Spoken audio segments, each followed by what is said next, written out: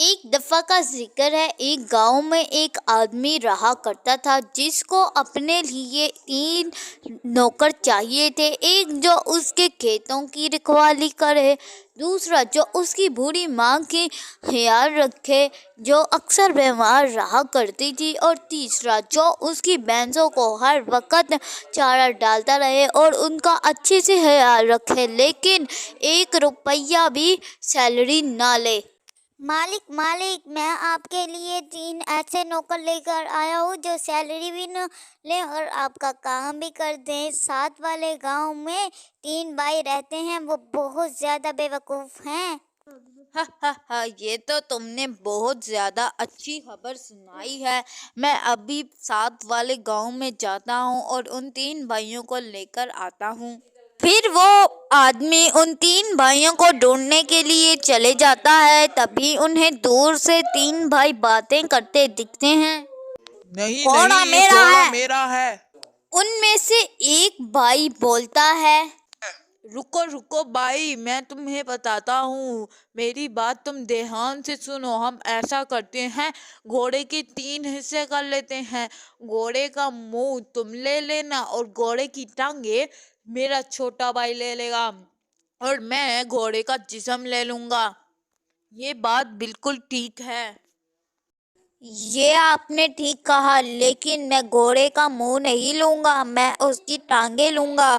और घोड़े का मुंह आप इसको दे देना, वरना मुझे चारा खिलाना पड़ेगा उसको।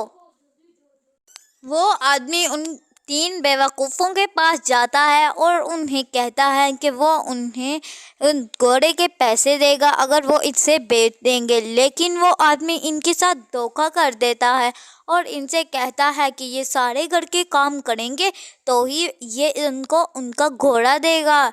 एक दिन वो आदमी काम से कहीं बाहर चले जाता है और उसके नौकर घर पर उसका सारा काम कर रहे होते हैं।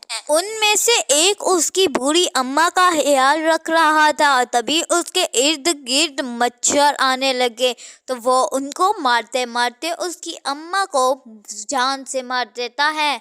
उसका दूसरा बेवकूफ़ भाई और नौकर उसके भैंसों की रखवाली कर रहा होता है, लेकिन उसको चारा खिलाना बहुत बुरा लगता था।